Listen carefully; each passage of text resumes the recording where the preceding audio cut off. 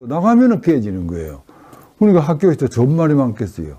도저히 안 되겠다 해가지고 제가 이제 서울에 올라와 버렸어요. 올라오니까 학교 쪽에서 연락이 와가지고 회장님께서 한번 보자 그러신다 하는 거예요. 야, 김 감독, 내가 이 많은 기업체를 갖고 있는데 당신 성적을 못 냈다 해가지고 그냥 조카 되겠냐? 걱정하지 말고 소신껏 하라. 저는 좀 인간적으로 눈코만 거예요, 내가. 지금도 참 그 말씀 들으면은 참 눈물 납니다, 정말로.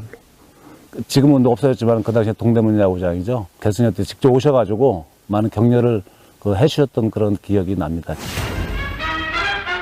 50년대 인천과 서울, 60년대 부산과 대구, 70년대 광주로 확산되던 야구의 열기가 1980년대에는 충청 지역에도 닿기 시작했다. 그 신호탄은 1980년 창단 3년차 신생팀 천안 북일고의 봉황기 고교야구대회 우승이었다. 그리고 충청권을 마지막으로 전국화된 야구 열기는 프로야구의 출범을 가능하게 했다. 1982년 드디어 한국 프로야구가 시작됐다.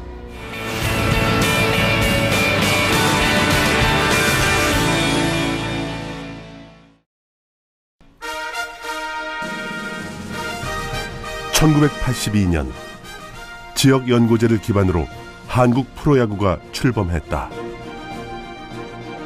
하지만 인구도 적고 야구 역사가 짧은 충청권을 연고로 삼겠다고 나서는 기업은 없었다. 결국 두산그룹에게 3년 후 서울 이전 약속과 함께 충청권을 맡겨야 했다. 제가 82년도에 그 오비 창단 감독 갔지 않습니까? 만일 한국 하약이 창단 때부터 팀을 만들었으면 무조건 갔어요, 그거는. 1981년 7월 23일 한화그룹의 창업자 김종희 회장이 별세했다. 59세라는 젊은 나이였고 너무 갑작스러운 일이었다. 그래서 한화는 프로야구단 창단 대신 그룹 재정비에 전념해야 했다. 하지만 한화는 북일고 야구부를 착실히 키우며 훗날에 대비했고 한 발 앞서 나간 북일고와 경쟁하며 세광고, 공주고, 대전고도 좋은 성적을 내기 시작했다. 우승을 많이 해봤어요. 한 해 3개도 해봤어요. 전남북일고등학교가 한국하약그룹재단이잖아요. 그래서 감독 생활을 오래 해가고 그래서 우승할 때마다 김성현 회장께서 그 당시에는 이사장님께서 양안에 불꽃놀이 대대적으로 창안에 불바다를 만들어줬어요. 그리고 3년 뒤 약속대로 오비베어스가 서울로 연고지를 이전했고 한화는 조금 늦었지만 원래 있었어야 할 자리로 들어섰다. 이민을 가기로 돼 있었거든요. 김성현 회장님이 말씀하시는데 내가 뭐 야구를 압니까? 난 기업도 다 이렇게 분야별로 다 맡겼고 야구도 감독님이 오시면 직접 하십시오. 이 소리에 마음에 딱 해서 좋습니다 하고 내가 대답을 했단 말이에요. 새 팀의 지휘는 많은 신생팀을 강팀으로 키워낸 명장 배성서 감독에게 맡겨졌고 새 팀의 이름은 대국민 공모를 통해 이글스로 결정됐다. 이제 다시는 떠나지 않을 진정한 충청권 연고의 프로야구팀이 첫걸음을 뗀 것이다. 지원은 전혀 없었어요. 그리고 선수 뽑는 때도 특혜를 하나도 못 받았고 그래가지고 오죽하면 사회냐고 있는 친구들 뽑아가지고 그렇게 시합을 하고 박상철하고 UDT 출신 코치를 뽑아서 체력 담당 및 그 정신 담당이다 이래가지고 그냥 그 백사장에서 시키고 그러는데 시간 제한 없어. 선수가 2명 거품 뽑고 쓰러지면 끝이야. 동아대학교 다닐 때 이제 그때 부산에서 다드포에서 그 UDT 백사장 UDT 훈련하는 걸 제가 보고 와 이게 프로구나. 와 뭐 굉장히 걱정을 많이 했는데 제가 이제 비교를 딱 대는 순간에 아이고 이거 큰일 났다 이거. 한국 프로야구 제7구단 박수를 받으며 출발했지만 출발선을 떠나자마자 마주한 것은 가시밭길이었다. 그 길에서 맨발 맨주먹으로 이글스가 달리기 시작했다.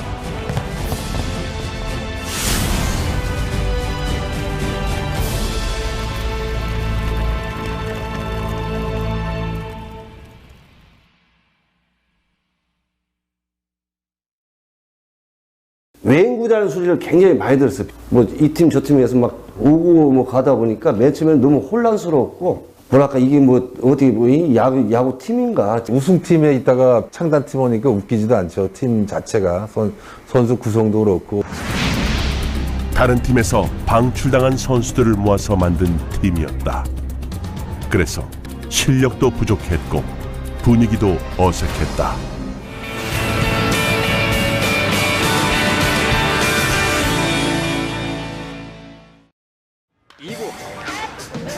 (1986년) 첫 시즌이 시작됐다.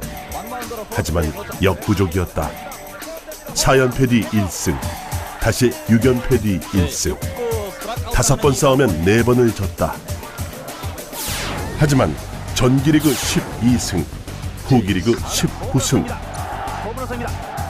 경기를 치룰수록 이글스는 조금씩 강해졌다. 참 투수가 없었어요. 걸출한 투수들이 저희 때는 없었습니다. 고작 해봐야 둘밖에 없거든. 이상군, 한임 둘밖에 없어. 실력이 안 되는 걸 뭐 어떻게? 큰 기대를 걸었던 간판 투수 장명부가 15연패 늪에 빠져버렸다. 이상군과 한희민, 두 젊은 에이스의 어깨는 그래서 더욱 무거웠다. 이상군은 한국 야구 역사상 가장 제구력이 뛰어난 투수였고, 한희민은 가장 뛰어난 잠수함 투수였다. 예, 뭐 저희가 뭐 캠프 가면은 뭐 심판들도 이제 오니까 피칭 훈련할 때 이제 뒤에서 본인들도 이제 심판들도 연습을 하니까 뭐 그런 뭐 한 개만 더 빼줘 그러면 빼서 던져주고, 한 개만 안쪽으로 그러면 던져주고. 그때 당시에는 왜 팔이 안 아프고 그랬는지 모르겠어요. 뭐랄까 막 매년 꽂히다 보니까. 그해 이상군은 19번 완투했고 완투승으로만 12승을 올렸다. 한희민 역시 12번 완투했고 9승을 기록했다. 뭐 던지면 완투니까요. 그리고 그 당시에는 뭐 이런 분업화가 잘 안 돼 있어가지고 하여튼 선발 나가면은 뭐 끝날 때까지 던지고. 완투를 하고 그 다음날 세이브를 가고 올라가갖고 결국은 굿바이 홈런만 하고 졌어요. 근데 지금도 마찬가지로 그 기억은 잊지목도 안 해. 웬만하면 올라가면은 완투를 하고 내려오자. 어차피 기댈 언덕은 없었다. 싸워 이겨서 살아남아야만 했다. 많은 훈련장도 있었지만은 이제 각 팀에서 이제 방출된 선수들이죠. 어떻게 보면 그런 선수들이 와서 뭔가 오기가 좀 많이 생기지 않았느냐. 28번을 1점 차로 졌단 말이야, 내가. 나는 생각에 이 실력 가지고 1점 차로 들러붙는다는 얘기는 그 팀이 우리를 무시 못한다.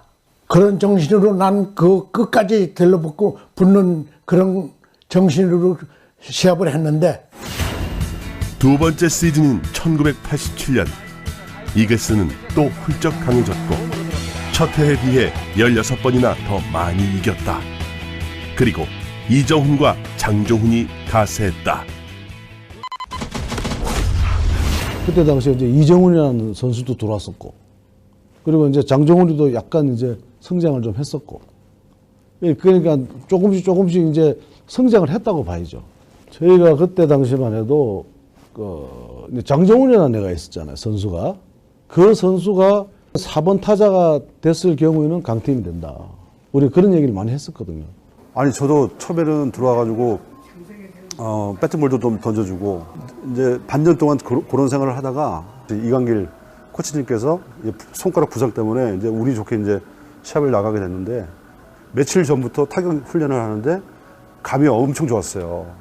근데 그 덕분인지 몰라도 첫 타석에 이제 2루타를 쳤는데, 만약에 그 연습할 때 그런 감이 없었더라면은 아마 오늘 제가 여기 아마 없을 수도 있다고 생각을 하거든요. 창단 2년째인 1987년 47승 4무 57패로 작년보다 한 단계 올라선 6위를 차지했다. 이정우는 22경기 연속 안타 신기록을 세웠고 이강도는 2호 사이클링 히트를 기록했다. 그리고 이글스 최초의 신인왕과 안타왕, 골든글러버를 배출했다. 아기 독수리는 이제 기지개를 켜고 하늘로 날아오를 준비를 거의 마치고 있었다.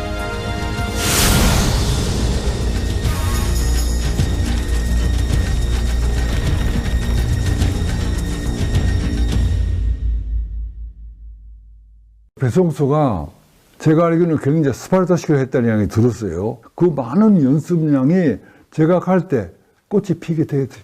예. 그러니까 저도 운이 좋았죠, 말하자면은. 배성수 감독께서 이제 몸을 만들어줬으면은 김영덕 감독은 이제 실력을 만들어준 거죠, 이제.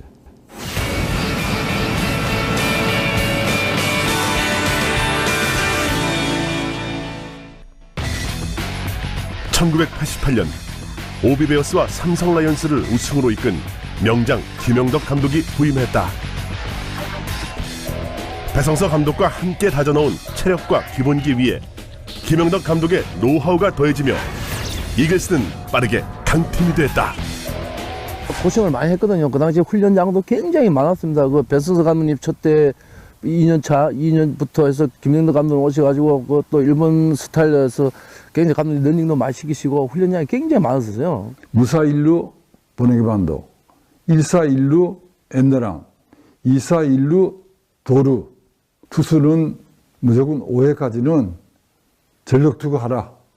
그리고 6회부터 7회부터 안 좋으면 바꾸는 그 개투 작전이죠, 말하자면. 그런 이제 야구를 한 게 성공을 했지 않냐 보고 애들도 이제 하면서 이기니까 자신감이 생긴 거 아니겠어요? 자신감이 생기니까 실력이 느는 거예요, 그만큼. 이글스와 함께 데뷔한 창단 멤버들이 선수 인생의 절정기를 맞았고 연습생으로 입단한 장종훈과 한용덕이 홈런왕과 에이스로 성장했다. 신인 투수 송진우는 데뷔전에서 완봉승을 거두었고 이동석은 노히트 노런을, 강석천은 사이클링 히트를 기록했다. 그리고 고원부, 이강돈, 이정훈, 장종훈이 타격 타이틀을 휩쓸었다. 약한 팀을 참 일약 우승권에 들어갈 때까지만 하도 참 좋았지요. 뭐 참 좋은 소리도 많이 들었고 또 그 젊은 애들이 성장하는 모습을 보니까 참 보람도 느끼고.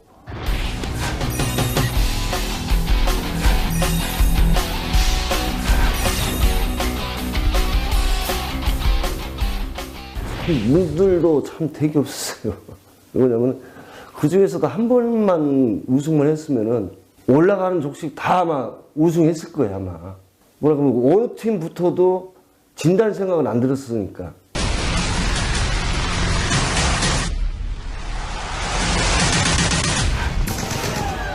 문제는 한국 시리즈였다. 이글스는 1988년부터 1992년까지 5년 사이에 4번 한국 시리즈에 나가서 3번은 해태 타이거즈와 1번은 롯데 자이언츠와 맞붙었다. 하지만 우승은 조금 더 멀리 있었다. 엄청 큰 실수를 했죠. 4대2로 이기고 있는 상황에서 해태랑 하는데 만루가 됐을 거예요. 타석에는 백인호 선수가 이제 있었는데 마침 이제 타구가 저한테 날라오는데 이루 주자가 볼을 가려버렸어요. 첫 타구만 바운드만 보이고 그 다음부터는 전혀 모르겠더라고요. 그래서 아 이쯤 올 것이다 하고 예측하고 글러브를 댔는데 그게 이제 소위 말해서 알을 까버린 거죠. 그래서 이제 그게 4대2에서 4대4 동점이 되고 나중에 이제 뭐 한 점 더 줘가지고 5대4로 진 기억이 있는데 8회 투아웃까지 퍼펙트 가다가 허브를 내주고 퍼펙트 깨지고 아 노히트로 남았다. 홍현우 선수한테 안타 맞고 노히트 깨지고 아 완봉 남았다. 그 장채훈 그 선배한테 안타 맞고 점수 주면서 아 뭐 승리 남았다. 그 다음에 또 맞고 해서 뭐 3대1로 진 걸로 기억을 하는데요. 8회 2사 후에 그 짧은 시간에 모든 게 퍼펙트 완봉 노이트 결국은 패전 투수까지 된 그 한 15분 정도 걸리지 않나 싶어요. 4번의 도전, 그리고 4번의 실패. 이글스는 마지막 고지 앞에서 조금씩 지쳐가고 있었다. 대전 팬들한테는 참 너무 못할 수도 했구나. 한 분이라도 이겼으면 이분들이 얼마나 좋아했을까. 하지만 우승 고지에 오르기까지는 생각보다 훨씬 긴 시간을 기다려야 했다. 그래서 더더욱 힘들고 고통스러운 시간들이었다.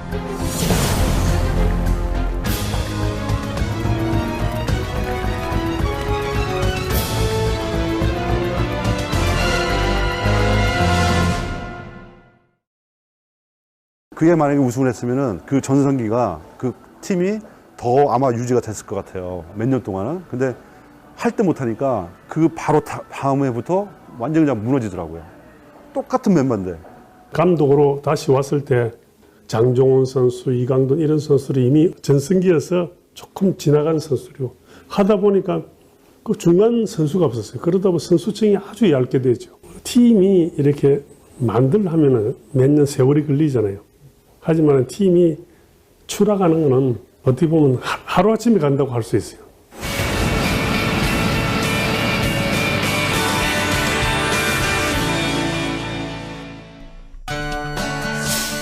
(1994년) 이글스는 새 출발을 했다. 빙그레 이글스에서 한화 이글스로 이름을 바꾸었고 줄무늬 유니폼도 단색으로 바꾸었다.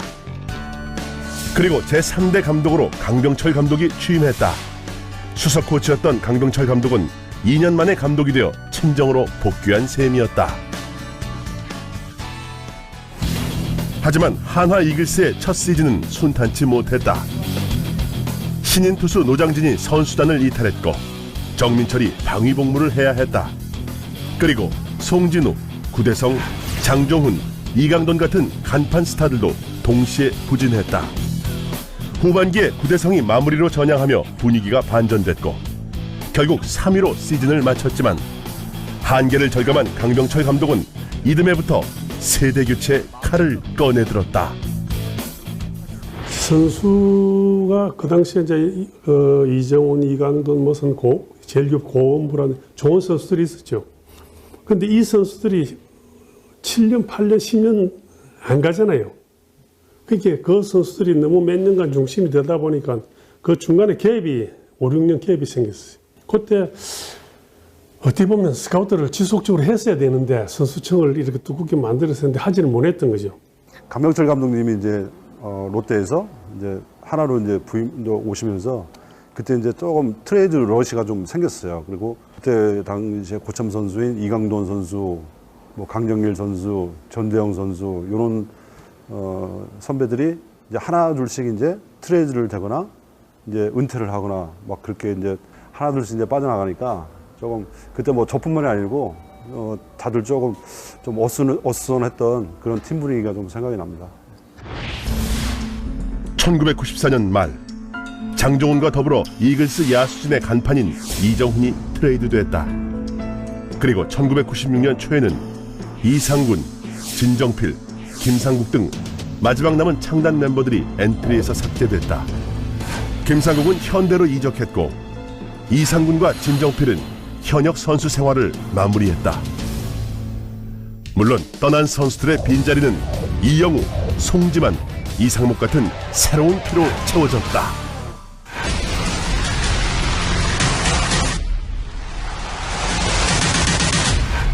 예를 들어서 그 베테랑들은 자기 자리를 놓기 싫어하잖아요. 아무리 뭐 팀 하지만은 선수는 자기 자신이 우선이지 팀은 다음이잖아요. 근데 감독은 그렇지 않잖아요. 키워야 되니까. 그 감독님 이제 의중이 이 팀이 좀 이제 세대 교체를 해야 된다는 그 생각을 가지고 계셔가지고 아마 저랑 호홍희 선수, 임수민 선수, 그다음에 송지만 선수 이렇게 4명이 아마 역대로 아마 신인 4명이 시합을 뛰는 건 라인업에 뛰는 거 아마 처음이라고 저도 그때 얘기 들었습니다. 선배인 이강돈, 이정훈, 장종훈, 이상군처럼 리그를 대표하는 대형 스타들이 배출되지는 않았다. 하지만 이영우는 3할을 칠 수 있는 1번 타자로, 송지만은 20-20이 가능한 중심 타자로 성장했고, 이상목도 10승대 투수로 발돋움했다. 강대철 감독님이 오시면서 그런 세대 교체를 어떻게 보면 좀 빠르게, 어떻게 보면 인위적으로 좀 바꿨단 말이에요. 그러면 기존에 있던 선배들의 분위기, 그다음에 그 자리에 들어가는 뭐 젊은 선수들, 이 공기를 환기시키는 데는 조금은 시간이 걸려요. 이글스는 96년과 97년에 연속 7위에 그친 데 이어 98년에도 최하위로 처졌고, 강병철 감독은 시즌 중에 지휘봉을 놓게 된다. 그 사이에 가슴 아픈 이별도 있었고 아쉬운 은퇴도 있었다. 하지만 그런 진통과 시행착오가 없었다면 이글스 역사상 유일한 우승도 불가능했을 것이다.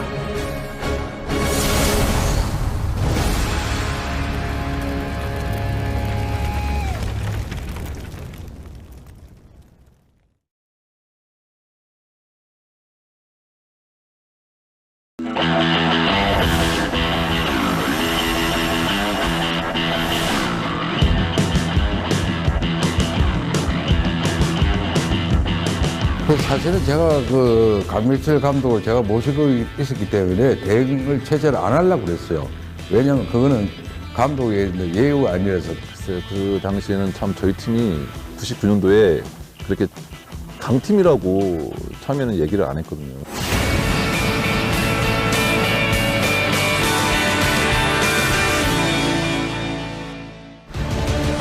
(1999년) 팀 분위기는 어수선했다. 전년도 성적 부진으로 강병철 감독이 중도 퇴진했고 별다른 전력 보강도 없었다. 이희수 감독이 반전을 시도했지만 역시 시즌 초반 이기는 경기보다는 지는 경기가 훨씬 많았다. 게다가 엄청난 고비가 기다리고 있었다.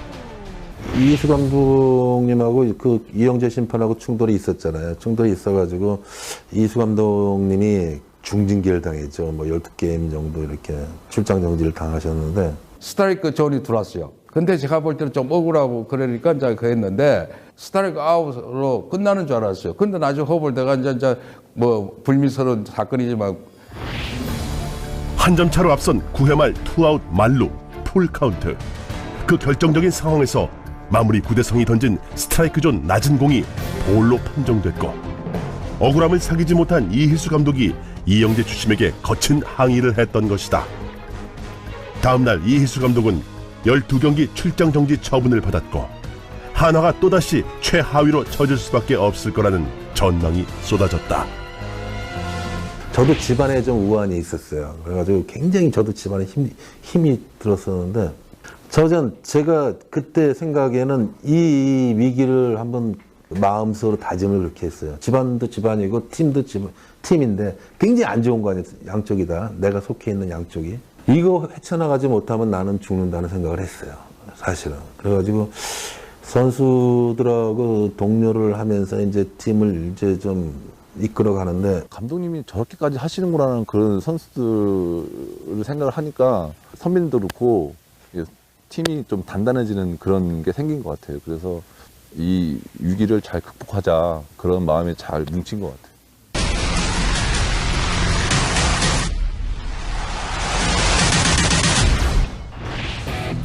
간신히 승률 4할대를 유지하던 이글스는 감독 없이 치러야 했던 12경기에서 오히려 7승 5패로 선전했고, 감독이 돌아온 뒤에는 승률 6할대의 팀으로 탈바꿈했다. 이글스는 투타 최고의 조화를 이루며 92년 시즌 이후 무려 7년 만에 한국 시리즈에 진출하게 된다. 만년 준우승팀이란 딱지를 이번에는 과연 떼어낼 수 있을지가 관건이었다.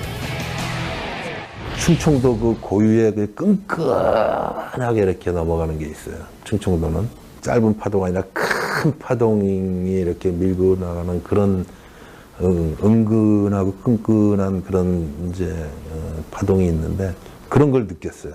후반기 가면서 야, 할 수 있다. 꼭 될 것 같은 그런 느낌이 쫙. 외국인 선수들도 한몫했다. 그해 45개의 홈런을 날린 로마이어와 30-30을 달성한 데이비스는 한국 프로야구사 역대 최고의 외국인들로 꼽힌다.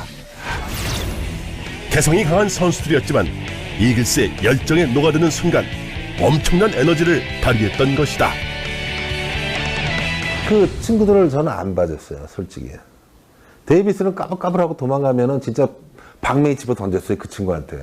뭐 맞게는 안 던졌겠지만 그러면 저를 무서워했죠. 로마이어 같은 경우에는 우리 코칭 스텝 지시를 사실 그 친구 잘 안 따랐어요. 그냥 2군을 보내버렸어요, 제가. 그 다음부터 그 용병들이 잘했어요. 그 해. 데이비스 막 날라다녔고, 로마이어는 그때 뭐 타점도 굉장히 많이 올렸어요. 그러니까요, 이런 경우가 있었어요. 무사 2루 때 내가 히팅 사인을 냈는데 데이비스가 내한테 쫓아와서 나한테 번트를 시켜달라. 그리고 왜 너는 칠 수 있는 능력이 있으면 치라니까. 아니래요. 내 뒤에 로마이어 장정우가 있지 않느냐. 한 점이면 끝난 그렇게 야구를 알고 이야기를 하더라고요. 1999년 한국 시리즈 5차전 롯데 3대2로 뒤진 9회 초 원아웃 상황. 데이비스는 깨끗한 우전 안타를 치고 나갔고 로마이어는 힘껏 밀어쳐서 우중간 펜스 앞까지 날아가는 3루타로 3대3 동점을 만들었다. 데이비스와 로마이어는 한 베이스 더 가기 위해 헌신적으로 몸을 던졌고 결국 우승을 위한 마지막 1점은 이글스의 살아있는 역사 장종훈에게 맡겨졌다. 제가 야구하면서 그렇게 떨어본 적이 처음이었어요. 타석에 들어갔는데 그때 이제 투수가 손민환에서 문종환 선수로 바뀌고 캐쳐는 이제 강성우였는데 강성우 이 포수한테 다리 떨리는 걸 좀 감추려고 그렇게 떨어본 적이 처음이었어요, 진짜로. 굉장히 긴장을 했어요. 우승을 결정지을 수 있는 긴장감이 극에 달한 상황에서 왕년의 홈런왕 장종훈은 오익수 희생 플라이로 결승점을 만들었다. 8회 역전이 되는 과정에 그 또한 길지는 않았지만 나도 모르게 벤치에서 눈물이 나오고 있었거든요. 주자 2루 1번 타자 박현성 조 스트라이크 원볼 1, 2루가 1땅 볼을 잡았습니다. 그대로 1루 송구 아웃. 우승 창단 14년 만에 그리고 한국 시리즈 5번째 도전 끝에 이룬 성공이었다. 박현승 타자가 마지막 타구를 세컨 땅볼을 칠 때 맞는 순간에 저는 뛰어나가면서 울었어요. 파울라인을 넘어서면서부터 이미 눈물을 흘리면서 올라갔는데 글쎄요, 꿈 같죠. 늘 갈망하던 게 저희 눈앞에 왔을 때는 뭐 주마등처럼 지나가는 건 당연한 거고 꿈 같은 현실 같지 않죠. 뭐 지나간 그 4번의 그 시리즈 올라가서 진 그런 기억들이 딱 떠오르더라고요. 그 우승할 당시에 그때 충분히 할 수 있었는데 이렇게 했으면은 할 수 있었는데 라는 그런 생각이 떠오르더라고요. 정말 한이라고 하면 그렇지만 한 같은 한이 풀렸지 않냐.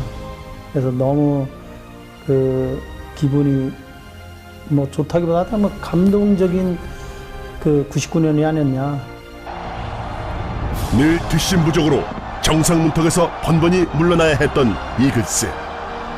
우승을 결정지은 순간 온몸에 흐르는 전율과 그 희열은 말로는 표현할 수 없었다. 그렇게 이글스는 우여곡절 많았던 20세기의 마지막 챔피언이 되었다.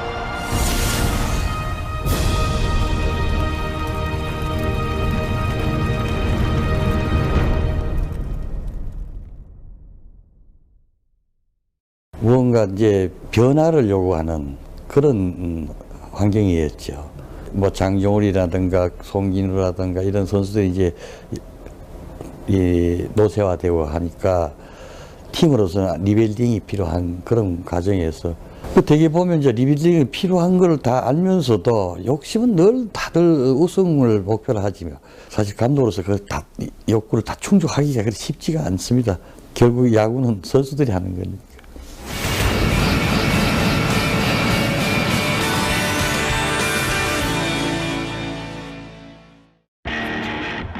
2001년 팀 체질 개선과 또 한 번의 우승이라는 두 가지 임무를 띠고 제5대 이광환 감독이 취임했다. 하지만 이광환 감독이 취임하자마자 접한 것은 부동의 마무리 투수 구대성의 일본 프로야구 진출 소식이었다. 한 해전에 먼저 일본으로 건너간 정민철에 이어 선발과 마무리에 커다란 구멍이 뚫려버리고 말았다. 예를 들면 송진우가 막 130개 던지고도 더 던질 수 있다고 우기일 때 오늘만 야구하는 게 아니다. 그래가 이제 설득해서 바꾸기도 했지만은 그 당시로서는 송진우 입장에서는 굉장히 서운하게 생각했을 거예요. 왜냐면 일성이 그냥 날아가니까 1대0으로 지거나 1대0으로 이기고 있을 때 팀 마무리가 없으니까 자기가 해놓은 게 공수표가 더 기호가 많거든. 마무리가 없으니까 더욱더 그런 현상이 또 일어나고. 2001년 19살의 소년 김태균이 3할 3푼 5리의 타율과 20개의 홈런을 기록하며 이글스의 두 번째 신인왕이 됐다. 이영우, 장종훈, 송지만의 김태균이 가세하며 공격력이 살아났다. 하지만 투수력이 문제였다. 마무리의 부재 속에 역전패를 거듭하며 2002년엔 팀 평균 자책점 최하위, 팀 순위 7위로 주저앉고 만다. 결국 2년 만에 이광환 감독이 퇴진하고 유승환 감독이 제6대 감독으로 취임했다. 최초의 이글스 선수 출신 감독이었다. 이 친구는 감독을 해야 되는 친구다. 선수 때부터 그런 얘기를 많이 해주셨어요. 고맙죠. 너무 고맙고 저는 저 나름대로 또 어떤 꿈이 있으니까 그래서 저는 최선을 다 했죠.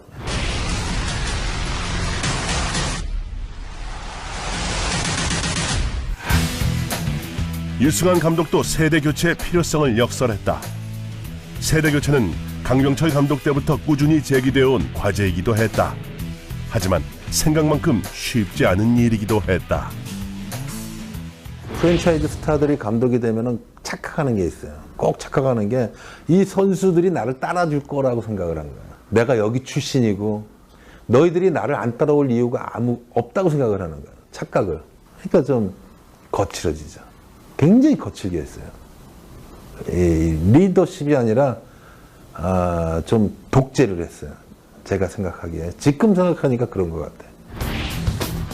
유승환 감독은 최진행과 조규수, 송창식 같은 신인들을 중용했고 창의적인 전술도 적극적으로 실험했다. 하지만 고참 선수들과 팬들의 저항에 부딪혔고 팀 성적도 제자리 걸음을 했다. 세대교체 했어요. 장정훈 빼고 강소천 빼고 한영도 빼고 쭉 빼고 전지훈련 출발하려고 발표를 했더니 선수들이 반발을 하는 거예요. 근데 그 스타들이 누구예요? 대전 충청도를 대표하는 선수들 아니 장정훈이 한영도이야. 그 뭐 난리가 났죠. 팬들이 뭐 난리가 나고 저하고 팬들하고 부딪히고. 이광환 감독과 마찬가지로 유승환 감독 역시 2년 만에 퇴진했다. 세대 교체와 우승은 많은 시간과 노력이 필요했고 2년은 너무 짧았다. 그리고 너무 잦은 변화 속에선 착실한 발전을 기대하기 어려웠다.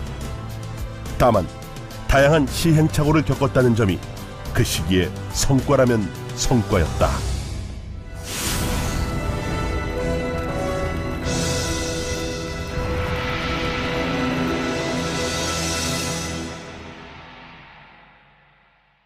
(2004년) 9월 말일쯤 제가 이제 왔고 10월 초부터 이제 마무리 훈련 이렇게 했는데 굉장히 그때 선수층이 얇다고 볼 수가 있죠.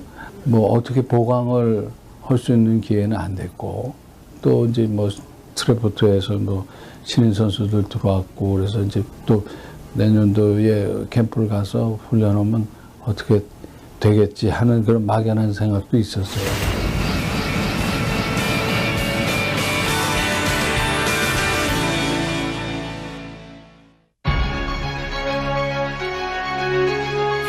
(2004년) 제7대 김인식 감독이 취임했다.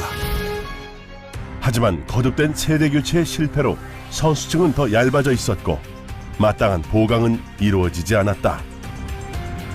김인식 감독이 선택한 방법은 재활용이었다. 이미 은퇴하고 코치와 해설위원으로 있다가 복귀해 마무리와 개투요원으로 활약한 지연규와 조성민이 대표적인 사례였다. 물론 선수가 이제 부족하고 조금 약하고 없기 때문에 이제 그렇게 하는 경우도 있고, 저 선수는 좀 아깝다 이렇게 해서 하는 경우도 있고, 그런데 그 온 선수들이 그래도 기대에 어긋나지 않게 그 이상의 실력을 발휘해줘서, 지난 얘기지만 그 선수들한테 굉장히 고맙고.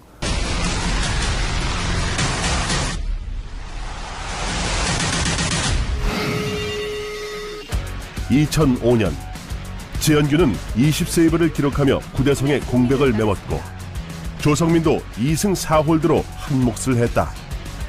또 FA 보상 선수 문동환이 2006년 16승을 올렸고, 2009년엔 트레이드로 영입한 35세 노장 강동우가 1번 타순에서 3할 10홈런 27도루를 기록했다. 그렇게 뜻밖의 선수들이 활약하면서 한화는 2005년부터 3년 연속 포스트 시즌 진출에 성공했다. 물론 2006년에 등장한 괴물 신인 류현진의 존재도 빼놓을 수 없다. 하와이 전주를 갔는데 공을 던지는데 제법 잘 던지더라고요. 옆에 봐도 얘는 뭔가 할 수 있겠다. 팀에 도움이 되겠다. 걔는 항상 궁금하면 물어보는 스타일이거든요. 선배님 뭐 어떻게 해야 됩니까? 물어보는 스타일이었는데 긴장을 하지 않는 선수였던 걸로 기억을 하죠. 그리고 볼도 상당히 좋았고, 일단 투수의 기본은 제구력인데 제구력이 상당히 좋았어요. 유현진 선수도. 그리고 항상 그 게임을 즐길 줄 알고 항상 밝고 항상 긍정적이었던 친구였죠.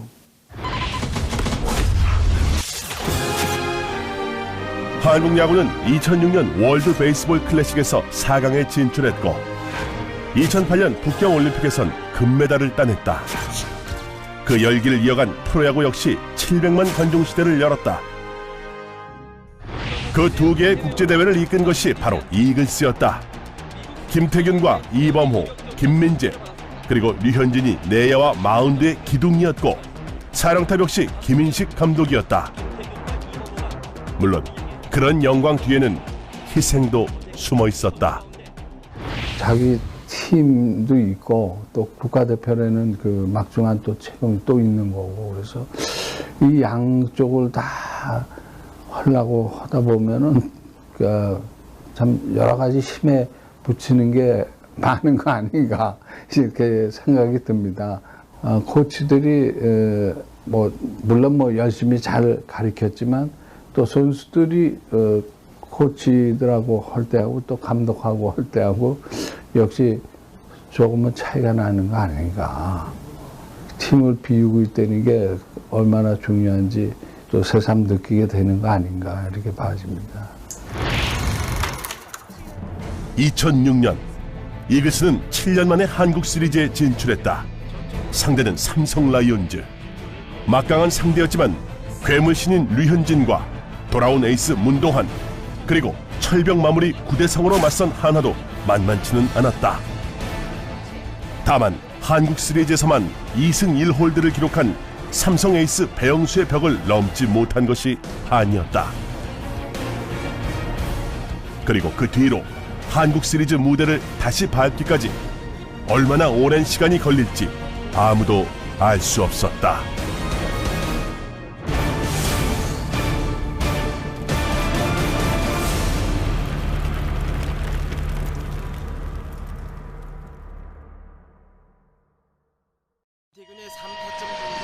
(2007년) 이후 이글스는 포스트 시즌에 나가지 못했다. 그 사이 5번 최하위를 기록하기도 했다. 그리고 2013년도에는 13연패를 하며 역대 개막 최다 연패 기록을 새로 세우는 불명예도 안게 됐다. 이렇게 1승하는 게 참 힘든 거라는 걸 새삼 느꼈고, 마지막에 이제 9회에 이제 투아웃이 됐을 때 그때 조금 뭔가 좀 감격스러웠습니다.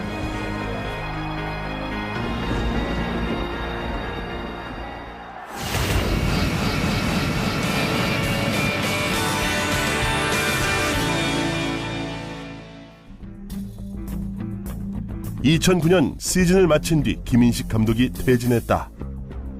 그리고 한대화 감독과 김응용 감독이 한화의 제8대와 9대 사령탑에 올랐다. 하지만 전력 보강은 계속 실패했고 오랜 세월 팀을 지탱해준 기둥들이 한꺼번에 팀을 떠났다. 지난 10여 년 동안 꾸준히 시도했지만 실패해온 세대교체의 후유증이 결국 폭발했다. 우승을 하고 한 번 더 하고 싶은데 우리가 흔히 얘기하는 멤버 짜기가 쉽지가 않더라고요. 투수도 좋아야 되고 타자도 라인업도 좋아야 되고 백업도 좋아야 되고 그렇게 만든다는 게 팀을 구성한다는 게 쉬운 게 아니더라고요. 그래서 좀 아쉬운 부분이 많죠. 저도 우선 예전에 다 지금 은퇴하신 선배님들을 생각해보면은 저도 저 선배님들이 했던 것만큼의 정말 반만 해도 성공을 하겠다라는 생각을 자주 했었거든요. 주축 선수들이 영원히 주축으로 남는 팀은 없다. 문제는 레전드들이 스스로 한계를 느끼고 물러날 때까지 실력으로 밀어내는 신예들이 나타나지 못했다는 점이다. 한 팀에 장수하는 투수가 계속 존재를 한다. 반대로 생각을 하면 젊은 선수들의 성장을 좀 말해주고 싶어요. 점점 추세가 기본기가 좀 결여되면서 내구성이 좀 떨어지는 선수들이 많이 생기고 있거든요. 그런 점이 저는 가장 큰 것 같고요. 저희들도 선배가 있는데 선배를 누르고 자리를 차지한 거지 선배들이 자리를 비워준 건 아니잖아요. 그럼 어떻게 보면은 우리가 갖고 있는 야구에 대한 열정이나 간절함이나 후배 선수들이 부족하다 봐야죠. 저 선배를 내가 못 이겨. 나는 이길 수 없어. 뭐 이런 자세가 있으면은 그 선배를 누르고 자리를 차지하기는 정말 어렵다. 선배들은 속으로는 고맙다 그러죠. 왜 그러냐면 선수들이 밑에 있는 선수들이 못 차고 올라오면 고참대로 선수들은 계속 그 선수생활 연장할 수 있잖아요. 그런 부분을 그 당시 어린 선수들은 몰랐던 것 같아요.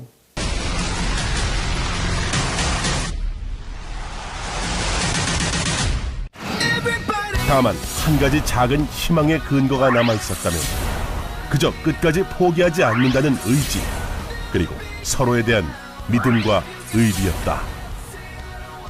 저희 이 하나 그룹이 신용과 의리가 있잖아요. 그래가지고 이젠 갔다가 미리 전화를 받고 그 말씀을 해주시더라고요. 우리가 너 언젠가 꼭 다시 데려올 거라고 했는데 지금인 것 같다고. 그래서 저는 기분 좋게 정말 많은 기대감 속에 오히려 다시 신이란 기분으로 다시 하자 그런 마음으로 좀 긍정적으로 기분 좋게 왔었던 것 같아요. 신인이 돼서 첫 프로 유니폼을 입었던 것 같이 굉장히 낯설고 굉장히 설레고 그랬던 기억이 있습니다. 2011년 한화 이글스는 최악의 조건에서도 매 경기 명승부를 펼치며 자존심을 세웠고 직접 야구장을 찾은 김승현 회장은 일본으로 진출한 김태균의 이름을 연호하는 팬들을 향해 김태균 잡아올게라고 답했다. 한화 이글스의 반등을 예고하는 신호였다.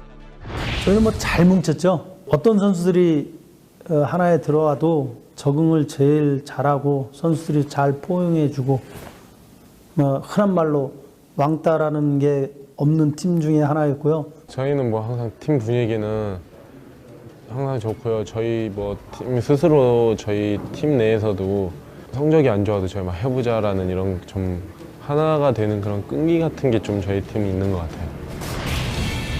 그 사이 팀에 꼭 필요한 사람들이 하나 둘씩 돌아왔고 독수리는 반격의 서막을 열기 위해 서서히 기지개를 켜기 시작했다.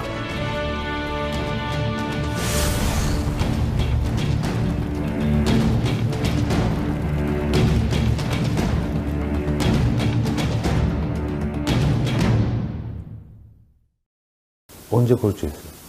그거 몰랐네요. 그걸 별로 안 좋네요, 마음이. 3년 걸치했어요. 오키나와니ちょっと気合い入れに行くって言ったって.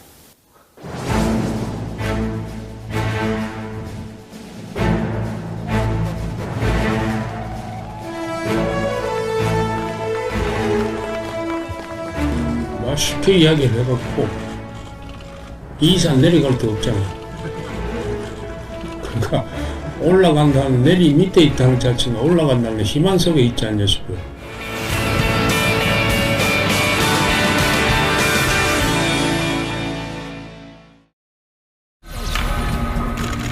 선수들이 받기 쉬운 공은 없었다. 팔을 뻗고 몸을 날려야만 잡을 수 있는 그야말로 지옥의 평고였다. 그리고 조금 연습시키면 못 따라가요. 어마어마하게 약하다. 내가 여태까지 하고 왔는 팀에서 전력이 어떻다 하는 타지기 전에 체력이 이렇게 약한 팀 처음 봐요.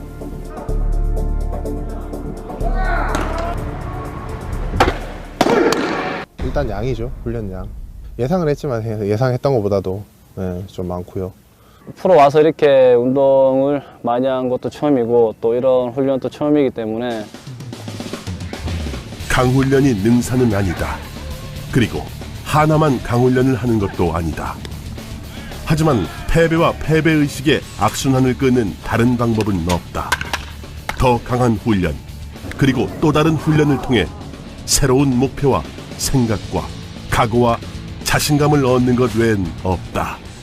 본인이 느끼게끔 하라는 거죠. 이제. 그래서 시키시는 거예요.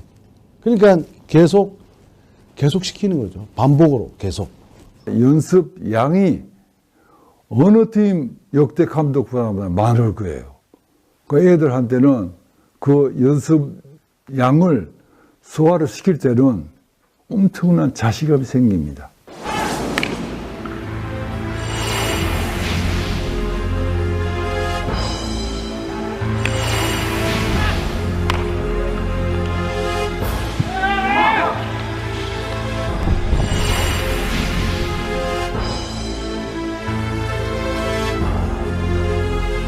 이기려고 시작한 거지. 지려고 시작한 건 아니니까. 그거는 뭐 반드시 이겨야 되는 거고, 이기는 방법을 내가 찾아내야 되는 거고. 한국 프로야구 최초의 2년 연속 9위 한화 이글스. 하지만 2014년과 2015년을 잇는 겨울에 그들은 야구와 인생의 맨 밑바닥을 강하게 차고 올랐다. 저희도 그 육성 응원을 하면 따라해요. 같이 해요. 그런데 이제 그 육성 응원을 할 때 그게 또 8회 하잖아요. 그걸 할 때 이기고 있자, 리드하고 있을 때 그 응원을 듣자, 이렇게 선수들끼리 얘기하거든요.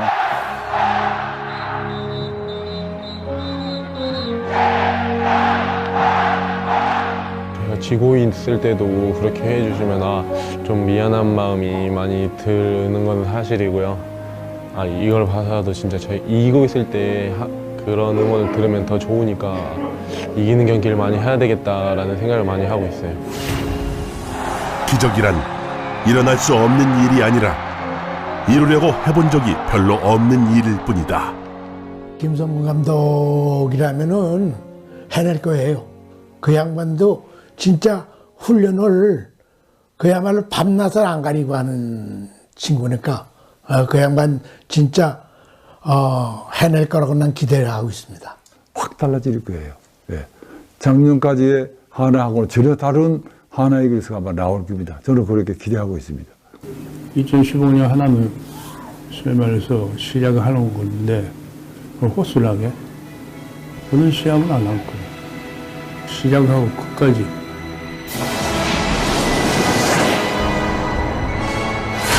두려움 없는 도전, 한화에 대한 자부심, 포기하지 않는 열정.